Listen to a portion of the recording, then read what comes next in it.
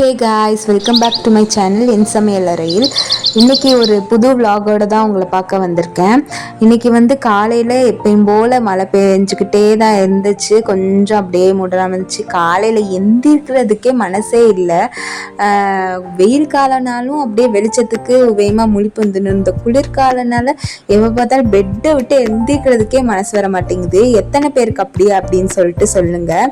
So எந்திரிச்சு தான் ஆகணும், ஏன்னா சமைக்கணும் இல்லையா.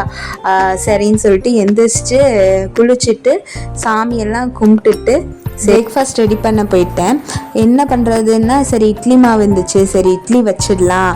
இட்லி மாவு இருந்தால் தோசை ஊற்றுறதா இட்லி ஊற்றுறதா அப்படிங்கிறதே ஒரு யோசனையாக போயிடும். சரி இட்லியே வச்சிடலாம் அப்படின்னு சொல்லிட்டு இட்லியும் வச்சாச்சு. நான் வந்து ரத்தசாலி அரிசியில் இட்லி வச்சுருக்கேன். நான் ஏற்கனவே ஷார்ட்ஸில் கூட ஷேர் பண்ணியிருப்பேன். ரத்தசாலியில் வந்து ரொம்ப ஹெல்த் பெனிஃபிட்ஸ் இருக்குது அப்படின்னு சொல்லிட்டு. நம்ம ரத்தம் சம்மந்தப்பட்ட எல்லா பிரச்சனையுமே அது வந்து போக்குது. பிளட் ப்ரெஷர், ஹீமோக்ளோபின், அப்புறம் வந்து வெயிட் கெயினே ஆக மாட்டேங்குது குழந்தைங்களுக்கு அப்படின்னா கண்டிப்பாக நீங்கள் ரத்தசாலி கொடுத்து பாருங்கள். அழகாக நல்லா கெயின் ஆகிறத வந்து உங்கள் கண்கூடாவே நீங்கள் பார்க்கலாம். ட்ரை பண்ணி பாருங்கள். அதே மாதிரி மாவும் காலியாகிருச்சா, ஸோ சைட் பை சைடு அதையும் அரைச்சிடலாம் சொல்லிட்டு அரைச்சிட்ருக்கேன். சரி மத்தியானத்துக்கும் அப்படியே பண்ணிடலாம் அப்படின்னு சொல்லிட்டு அரிசி கழுவி ஊற வச்சு அதுக்கப்புறம் ஸ்டவ்வில் வந்து இது பண்ணியாச்சு. நான் வந்து ஷார்ட்ஸில் ஷேர் பண்ணியிருந்த மாதிரி கெட் டுகெதர், அதனால் வந்து வெஜ் ரைஸ் தான் பிளான் பண்ணியிருந்தேன். ரொம்ப ஈஸியாகவும் இருக்கும், குழந்தைங்களும் விரும்பி சாப்பிடுவாங்க. அதே மாதிரி கேபேஜ் ஃப்ரையும் நான் வந்து ஷேர் பண்ணியிருக்கேன். அந்த ஷார்ட்ஸில் ரெசிபியோடு போட்டிருக்கேன். இப்போ வேணும்னா அந்த ஷார்ட்ஸ் வந்து செக் பண்ணி பாருங்கள். இப்போ தான் நான் அப்லோட் பண்ணேன். அதுக்கப்புறம் சரி கேபேஜ் எல்லாமே நம்ம கட் பண்ணலாம் அப்படின்னு சொல்லிட்டு இது பண்ணிகிட்ருக்கேன். ஆக்சுவலி இன்னைக்கு என் கூட வந்து என்னோட சிஸ்டர் தான் சமைக்க ஹெல்ப் பண்ணாங்க.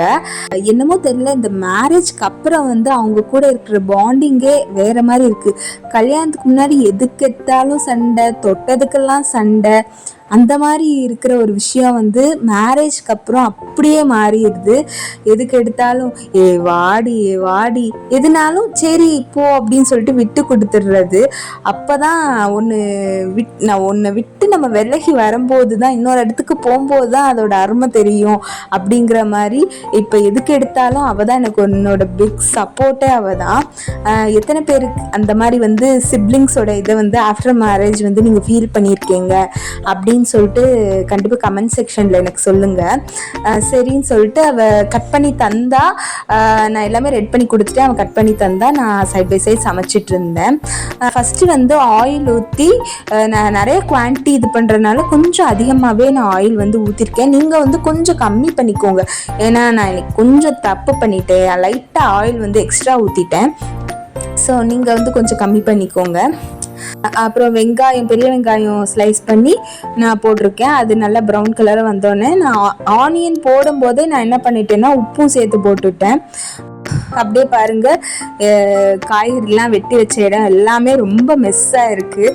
ஸோ அதையும் சைட் பை சைடு நம்ம வந்து க்ளீன் பண்ணலாம் அப்படின்னு சொல்லிட்டு க்ளீன் பண்ணிகிட்ருக்கேன்.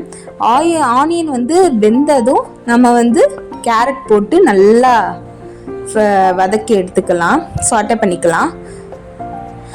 சைட் பை சைட் நம்ம வந்து இந்த வேலையும் முடித்தாதான் நமக்கு வந்து கொஞ்சம் ரிலீஃபாகவே இருக்கும். அடுத்தடுத்து நம்ம ஏதாச்சும் பண்ணணுன்னாலும் அந்த இடம் வந்து கொஞ்சம் நீட்டாக இருக்கும், அடுத்து யூஸ் பண்ணுறதுக்கும் கொஞ்சம் ஈஸியாக இருக்கும்.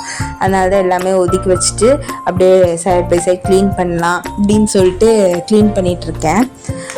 அதே மாதிரி ஜிஞ்சர் கார்லிக் பேஸ்ட்டுமே நீங்கள் வந்து போட்டுக்கோங்க. ஆனியன் போட்டதும் ஜிஞ்சர் கார்லிக் பேஸ்ட் போட்டுக்கோங்க. நான் வீடியோவில் எடுக்க மறந்துட்டேன். கேரட் நல்லா ஃப்ரை ஆனதுமே நம்ம கேபேஜ் கட் பண்ணி வச்சுருக்கோம் இல்லையா, அதை வந்து போட்டுக்கோங்க. ஏன்னா கேபேஜ் வந்து என்ன பாயிண்ட்னா, கேபேஜ் வந்து கேரட்டை விட கொஞ்சம் அதிகமாக போட்டுக்கோங்க. அது கொஞ்சம் டேஸ்ட்டை வந்து கொஞ்சம் என்ஹான்ஸ் பண்ணி கொடுக்கும். அதுக்கப்புறம் வந்து நம்ம டொமேட்டோ கெச்சப் இருக்கு இல்லையா, நான் வந்து என்ன இது யூஸ் பண்ணியிருக்கேன்னா, நம்ம பீஸா ஃப்ரைட் ரைஸ் எல்லாம் கொடுக்கும்போது நமக்கு ஷாஷே தருவாங்கல்ல, அதை வந்து நான் எப்பயுமே எடுத்து வச்சுப்பேன். ஸோ அந்த ஒரு இதை தான் நான் யூஸ் பண்ணியிருக்கேன். நீங்களும் இந்த மாதிரி ஹோட்டல்ஸ் எங்கேயாச்சும் போகும்போது அந்த ஷேஷை எல்லாமே எடுத்துகிட்டு வருவீங்களா அப்படின்னு சொல்லிட்டு எனக்கு சொல்லுங்கள். இந்த கேபேஜ் போட்டு நல்லா வதங்கணும். நல்லா வதங்கினதும் நம்ம கெச்சப் இருக்கு இல்லையா, அது கொஞ்சம் ஊற்றி அதையும் போட்டு நல்லா வதக்கணுன்னு நம்ம மட்டன் மசாலா அப்புறம் கரம் மசாலா போட்டுட்டு நல்லா நல்லா வந்து வதக்கணும். அது காரமே போதும். அண்ட் சைட் பை சைடு என் தங்கச்சி தான் அந்த கேபேஜ் ஃப்ரைக்கு வந்து அவங்க தான் ரெடி பண்ணிட்டு இருக்காங்க. அவங்க அந்த வீடியோ எடுத்துகிட்டு இருக்காங்க அந்த ரெசிப்பியை. அவ்வளோதான். அதுக்கப்புறம் நம்ம வடிச்சு வச்சுருக்கோம் இல்லையா ரைஸு, நான் வந்து அதுவுமே இன்னைக்கு வந்து பிரியாணி ரைஸில் பண்ணல, பாஸ்மதியில். நான் வந்து வெறும் புழுங்கல் அரிசி தான் எடுத்திருக்கேன். அந்த அரிசியில் நம்ம இதை போட்டு பண்ணுறப்பயே அவ்வளோ டேஸ்ட் வந்து சூப்பராக இருந்துச்சு. கிட்ஸ் எல்லாருமே விரும்பி சாப்பிட்டாங்க. முக்கியமாக அந்த கேபேஜ் ஃப்ரை வந்து அவ்வளோ விரும்பி சாப்பிட்டாங்க. ஸோ எனக்கும் ரொம்ப சந்தோஷமாக இருந்துச்சு. கண்டிப்பாக நீங்களும் உங்கள் கிட்ஸுக்கு வந்து ட்ரை பண்ணி பாருங்கள். குர்குரே, லேஸ் இந்த மாதிரி வந்து கொடுக்கறதுக்கு நம்ம வீட்டில் வெஜிடபிளை வச்சு நம்மளால் முடிஞ்சளவு ஏதோ ஒன்று ஹெல்த்தியாக கொடுக்குறோமே அப்படிங்கிற இதில் வந்து நம்ம கொடுக்கலாம். கேபேஜ் வந்து ஹெல்தி தான், இருந்தாலும் நம்ம ஆயிலில் ஃப்ரை பண்ணுறோம், வேறு வழி இல்லை. அதை சாப்பிட்றதுக்கு நம்ம குழந்தைங்களுக்கு இதை கொடுக்கலாம். ஏன்னா நம்மளே பண்ணித்தரோம், ப்ரிசர்வேட்டிவ்ஸ் எதுவுமே ஆட் பண்ணாமல். ஸ்நாக்குக்குமே இது ரொம்ப சூப்பரான டிஷ்ஷு. அதே மாதிரி இந்த வெஜ் ரைஸ் வந்து குழந்தைங்களுக்கு லஞ்ச் பாக்ஸுக்கு பேக் பண்ணணும் அப்படின்னாலும் சட்டுன்ட்டு பண்ணி முடிச்சிடலாம்.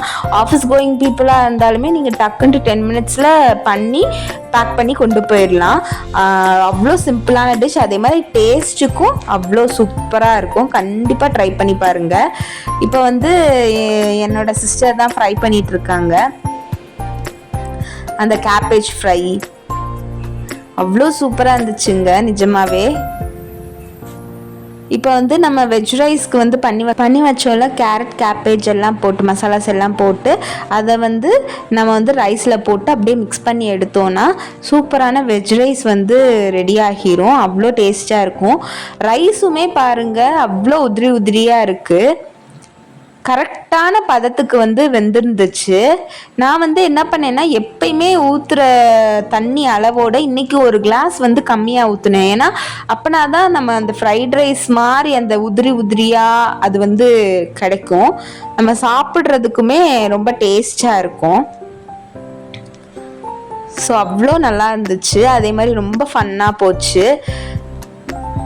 மேரேஜ்க்கு அப்புறம் ஃப்ரெண்ட்ஸ் எல்லாம் சேர்ந்து ஒரு கெட் டுகெதர் வச்சு ஒருத்தவங்கள மீட் பண்ணுறதே ஒரு தனி சந்தோஷம்தான். அதே மாதிரி நீங்கள் கெட் டுகெதர் போன இடம், அதே மாதிரி உங்களோட எக்ஸ்பீரியன்ஸை வந்து ஷேர் பண்ணுங்கள் என்னோட கமெண்ட் செக்ஷனில். பாருங்கள் எவ்வளோ சூப்பராக வந்திருக்குது அப்படின்னு சொல்லிட்டு. நல்லா அழகாக வந்திருக்குது. ரைஸுமே பாருங்கள் அப்படியே உதிரி உதிரியாக ஃப்ரைட் ரைஸ் கண்டிப்பாக ட்ரை பண்ணி பாருங்கள். இன்றைக்கி vlog அவ்வளோதான். தேங்க்ஸ் ஃபார் வாட்சிங்.